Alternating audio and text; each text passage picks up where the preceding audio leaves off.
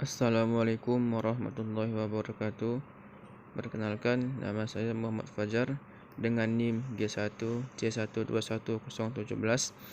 Baiklah, pada video kali ini saya akan menjelaskan dan mengulas kembali terkait materi psikologi kognitif untuk memenuhi tugas sejarah dan aliran psikologi dalam tugas ujian akhir semester.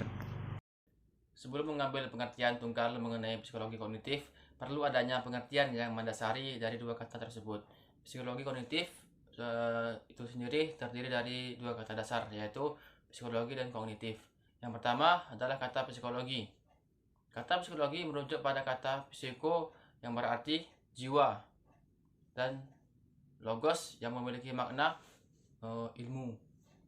Dan dalam perkembangannya, kemudian istilah psikologi berarti ilmu jiwa atau yang kerap kali disebut dengan ilmu yang mempelajari mengenai gejala-gejala kejiwaan. Akan tetapi dengan semakin modernnya zaman, psikologi kemudian diartikan sebagai ilmu yang mempelajari mengenai tingkah laku manusia. Sedangkan mengenai pengertian dari kognisi atau kognitif adalah ilmu yang mempelajari mengenai hal-hal yang dialami manusia. Di antaranya adalah seperti sikap, ide, harapan, dan sebagainya. Jadi, pengertian dari psikologi kognitif adalah salah satu cabang ilmu psikologi yang mempelajari proses mental dan pada umumnya membahas mengenai bagaimana cara berpikir, melihat, daya ingat, dan belajar dari seseorang. Fokus utama dari ilmu psikologi kognitif ini adalah mengenai bagaimana cara manusia itu memperoleh dan berproses, serta menyimpan maklumat. Selanjutnya, beberapa pendapat menyatakan bahwa pengertian dari psikologi kognitif adalah ilmu psikologi yang mempelajari bagaimana arus informasi yang ditangkap oleh indera seseorang kemudian diproses dalam jiwa orang tersebut sebelum diendapkan dalam kesadaran atau diwujudkan dalam bentuk tingkah laku. Dan pada dasarnya psikologi kognitif merupakan hal-hal yang berhubungan dengan sikap, ide, harapan, dan sebagainya. Dalam materi psikologi kognitif ini saya mengambil dua tokoh psikolog, yaitu Fritz Heider dan Leon Festinger.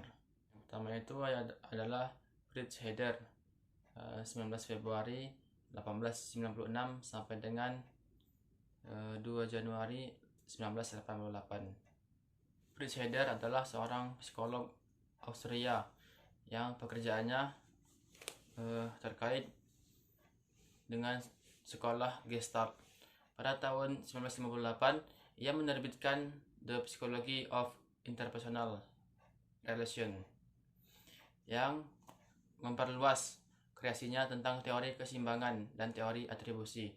Buku ini menyajikan analisis luas dari kerangka konseptual dan proses psikologis yang mempengaruhi persepsi sosial manusia.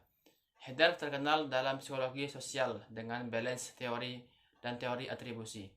Teori Fritz Heider mengemukakan teori yang berpangkal pada perasaan yang ada pada seseorang terhadap seseorang lain dan suatu hal yang lain atau pihak ketiga yang menyangkut orang pertama dan orang kedua. Kita cenderung mengorganisasikan sikap kita sehingga tidak menimbulkan konflik. Orang pertama yang mengalami perasaan itu diberinya lambang P atau person atau pribadi. Orang kedua yang berhubungan dengan P diberi lambang O atau others atau orang lain. Sedangkan pihak ketiga yang bisa berupa orang atau benda, situasi, dan dilambangkannya dengan X. Sejalan dengan prinsip-prinsip psikologi Gestalt, hubungan P, O, dan X dapat bersifat saling memiliki. Yang satu merupakan bagian dari yang lain sangat erat dan saling tidak memiliki. Hubungan yang saling memiliki dinamakan hubungan tipe U. Sedangkan hubungan yang tidak saling memiliki hubungan tipe bukan U. Berdasarkan sifat-sifat hubungan P, O, dan X tersebut, dapat terjadi berbagai kombinasi hubungan P, O, dan X yang akibatnya terhadap kognisi atau kesadaran. P bisa 3 macam, yaitu yang pertama, kesadaran seimbang atau balance yang menimbulkan rasa puas, senang, dan mendorong P untuk berbuat sesuatu untuk mempertahankan hubungan ini. Yang kedua, keadaan tidak seimbang atau imbalance yang menyebabkan timbulnya perasaan tidak senang, tidak puas, penasaran, dan sebagainya, dan menyebabkan P terdorong untuk berbuat sesuatu untuk mengubah sifat-sifat hubungan POX sehingga mendekati keadaan yang seimbang. Yang ketiga itu ada keadaan yang tidak relevan atau irrelevan yang tidak berpengaruh apa-apa terhadap P, sehingga P tidak terdorong untuk berbuat apa-apa. Yang kedua itu Leon Festinger, 8 Mei 1919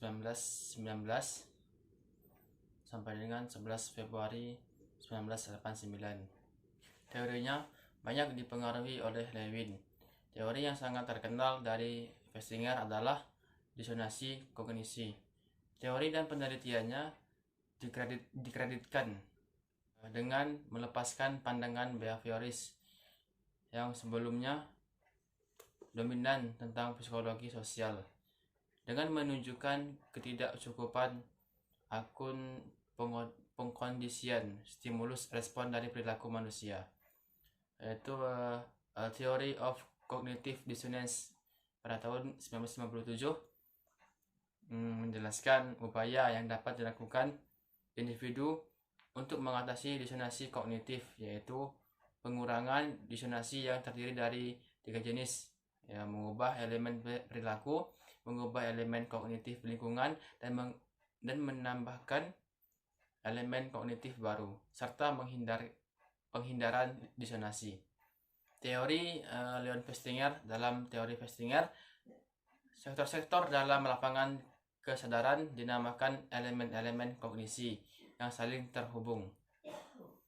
Jenis hubungan itu ada 3 macam, yaitu pertama, hubungan tak relevan, hubungan disonan, hubungan konsonan.